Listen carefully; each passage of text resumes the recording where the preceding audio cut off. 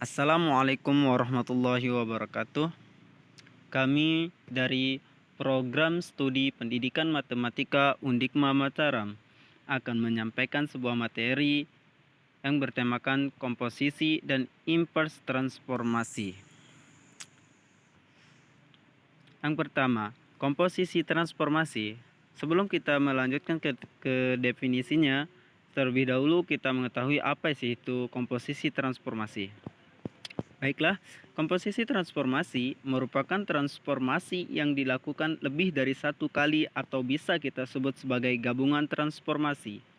Misalkan, suatu titik A dilakukan transformasi pertama, yaitu dilatasi menghasilkan bayangan A aksen.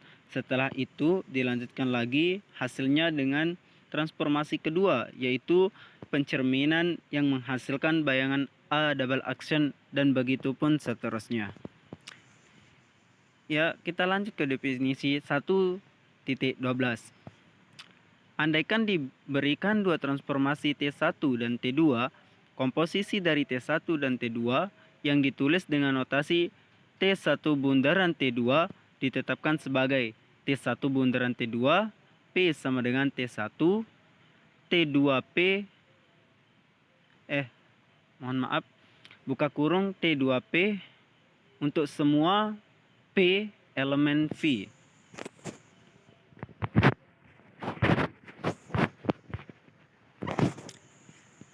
Berdasarkan definisi di atas, terlihat komposisi dari dua transformasi T1 dan T2 yang ditulis dengan T1 bundaran T2 mempunyai arti bahwa transformasi T2 dioperasikan terlebih dahulu, kemudian diikuti oleh transformasi T1.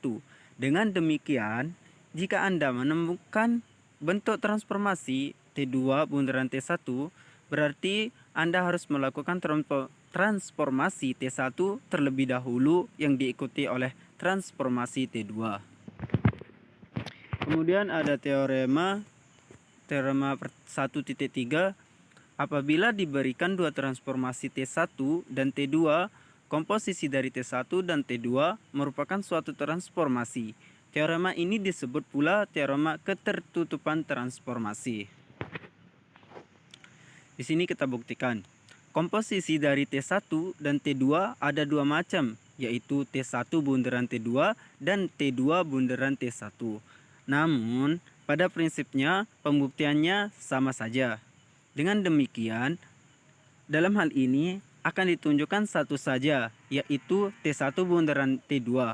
Untuk membuktikan transformasi ini, yang harus ditunjukkan adalah T1 bundaran T2 fungsi dari V ke V. Ditunjukkan T1 bundaran T2 fungsi dari V ke V karena T2 suatu transformasi, maka T2 merupakan fungsi dari V ke V, sehingga daerah asal dari T bundaran T2, T1 bundaran T2 sama dengan daerah asal T2. Sekarang ambil sembarang unsur X elemen V. Karena T2 transformasi berarti ada Y elemen V, sehingga T2 X sama dengan Y. Seperti kita ketahui bahwa T1 merupakan transformasi, berarti ada Z elemen V, sehingga T1 Y sama dengan Z. Berdasarkan informasi ini diperolehkan keadaan Z sama dengan T1 Y, Y sama dengan T2, X sama dengan X jika dan hanya jika Z sama dengan T1 dalam kurung T2 X sama dengan T1 bundaran T2 X. Oleh karena itu, untuk semua X elemen V, nilai dari T1 bundaran T2 X adalah Z elemen V. Akibatnya transformasi ini dikatakan sebagai fungsi dari V ke V. Baik, terima kasih atas kesempatan yang telah diberikan. Di sini saya Hamdan Abdullah akan melanjutkan materi tentang komposisi transformasi yang sebelumnya dijelaskan oleh Saudara Rahman. Di sini saya akan membahas tentang teorema 1.4 yang bunyinya komposisi transformasi bersifat asosiatif. Dibuktikan di sini apabila tiga transformasi sembarang T1, T2 dan T3, misalkan A titik sembarang pada bidang Euclid, dalam kurung T1 bundaran T2 bundaran T3 dalam kurung A sama dengan T1 bundaran T2 bundaran T3 dalam kurung A sama dengan T1 dalam kurung T2 T3 dalam kurung A sama dengan T1 dalam kurung T2 bundaran T3 dalam kurung A sama dengan T1 bundaran T2 bundaran T3 dalam kurung A untuk semua A elemen P. Jadi T1 bundaran T2 bundaran T3 sama dengan T1 bundaran dalam kurung T2 bundaran T3. Dengan kata lain, komposisi transformasi terbukti bersifat asosiatif. Selanjutnya kita ke slide berikutnya, yaitu contoh soal. Diketahui dua buah transformasi yaitu RT dan RS di mana garis S sebagai sumbu X dan garis T sebagai sumbu Y. Jika P dalam kurung X, Y adalah suatu titik pada bidang, tentukan apakah RT, RS dalam kurung P sama dengan RS, RT dalam kurung P. Dan jika diketahui S dalam kurung P sama dengan X, Y per 2, maka apakah RT, S dalam kurung P sama dengan S, RT dalam kurung P. Pembahasan yang pertama, RT, RS dalam kurung P sama dengan RS, RT dalam kurung P. Dalam kurung X, min Y sama dengan min X, Y. Dalam kurung min X, min Y sama dengan min X, Y. RT, S dalam kurung P sama dengan S, RT dalam kurung P. Min X, Y per 2 sama dengan X dalam kurung min X, Y. Min X, Y per 2 sama dengan min X, Y per 2. Jadi terbukti bahwa RT, RS dalam kurung P sama dengan RS, RT dalam kurung P dan RT, S dalam kurung P sama dengan S, RT dalam kurung P. Kemudian materi selanjutnya akan dijelaskan oleh saudara Lalu Penda Awendi. Jadi di sini saya akan melanjutkannya tentang inverse transformasi. Sebelum kita masuk ke inverse transformasi, terlebih dahulu kita akan bahas tentang transformasi identitas. Apa sih itu transformasi identitas? Menurut definisi 1.13, suatu transformasi epsilon disebut transformasi identitas jika dan hanya jika P elemen V berlaku epsilon P sama dengan P. Lebih jelasnya kita masuk ke dalam teorema. Menurut teorema 1.5 menyebutkan bahwa jika T suatu transformasi dan epsilon suatu transformasi identitas, berlaku T bundaran epsilon sama dengan epsilon bundaran T sama dengan T. Buktinya kita ambil sembarang P elemen V.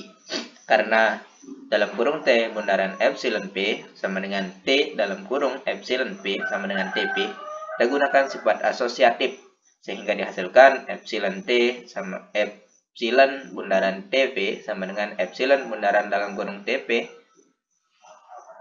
sama dengan TV. Sehingga dihasilkan T bundaran epsilon P sama dengan epsilon bundaran TP sama dengan TP untuk setiap P elemen V. Jadi dengan sifat asosiatif tersebut didapatkan T bundaran epsilon sama dengan epsilon bundaran T sama dengan T. Hingga teorema tersebut terbukti. Jadi setelah kita membahas tentang transformasi identitas, kita bisa masuk ke dalam inverse transformasi. Jadi menurut definisi 1.14, suatu transformasi T1 disebut transformasi balikan atau inverse dari transformasi T jika dan hanya jika berlaku T1 bundaran T sama dengan T bundaran T1 sama dengan epsilon. Agar lebih jelasnya kita masuk ke teorema, di mana setiap transformasi T mempunyai satu transformasi balikan atau inverse transformasi. Nah, kita akan buktikan makna dari pernyataan di atas harus ditunjukkan berturut-turut, yaitu pertama, adanya balikan dari T. Kita buktikan, kita tetapkan T1 sebagai fungsi.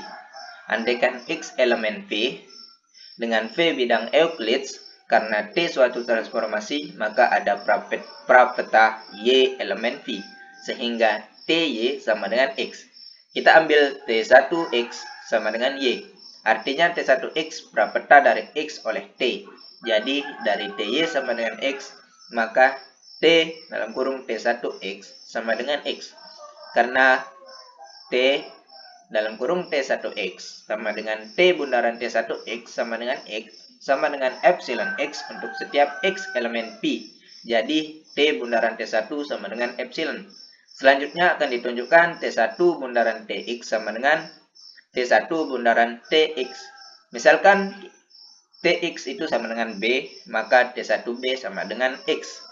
Jadi T1 bundaran TX sama dengan X sama dengan epsilon X.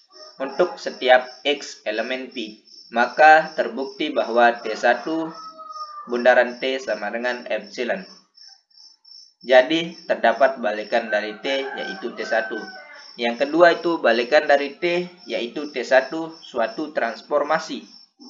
Buktinya uraian T1 di atas jelas bahwa T1 suatu fungsi kepada atau dari V ke V.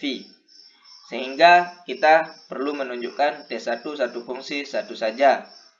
Untuk itu kita ambil sembarang unsur X1 dan X2 pada V, sehingga T1 X1 sama dengan T1 X2.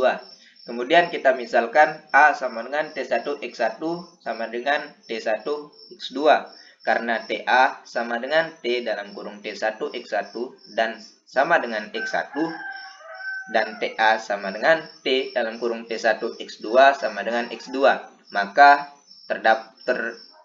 hasilkan X1 sama dengan X2. Jadi T1 adalah fungsi satu-satu. Karena T fungsi dari V ke V dan satu-satu, maka T1 fungsi bijektif. Akibatnya T1 adalah suatu transformasi. Sehingga terbuktilah bahwa balikan dari T yaitu T1 adalah suatu transformasi. Kemudian juga dalam transformasi di mana transformasi balikan dari T tidak lebih dari 1. Selanjutnya kita masuk kepada teorema 1.7, di mana misalkan diberikan dua buah transformasi T1 dan T2, maka dalam kurung T1 bundaran T2 inverse sama dengan T1 inverse bundaran T2 inverse. Bukti yang pertama, kita akan buktikan bahwa T2 inverse bundaran T1 inverse sama dengan T1 bundaran T2. Itu sama artinya dengan T2 inverse bundaran T1 inverse bundaran T dalam kurung bundaran T2. Itu sama artinya T2 inverse bundaran epsilon bundaran T2. Sama juga dengan T2 inverse bundaran dalam kurung epsilon bundaran T2. Yang artinya bahwa T2 inverse bundaran T2 sama dengan epsilon. Selanjutnya kita buktikan bahwa T1 bundaran T2 dalam kurung tutup kurung T2 inverse bundaran T1 inverse sama dengan T1 bundaran dalam kurung T2 bundaran T2 inverse tutup kurung bundaran T1 inverse. Itu sama dengan T1 bundaran epsilon bundaran T1 inverse. Sama dengan T1 bundaran T1 inverse sama dengan epsilon. Jadi untuk T2 inverse bundaran T1 inverse sama dengan T1 bundaran T2 sama dengan T1 bundaran T2 sama dengan T2 inverse bundaran T1 inverse sama dengan epsilon. Maka dapat dikatakan bahwa T2 inverse bundaran T1 inverse merupakan balikan dari transformasi T1 bundaran T2, di mana transformasi balikan T1 bundaran T2 dituliskan oleh notasi dalam kurung T1 bundaran T2 dalam kurung inverse, di mana akibatnya dalam kurung T1 bundaran T2 tutup kurung inverse sama dengan T2 inverse bundaran T1 inverse. Sekian dari kami, kurang lebihnya kami mohon maaf. Wabillahi taufiq wal hidayah. Assalamualaikum warahmatullahi wabarakatuh.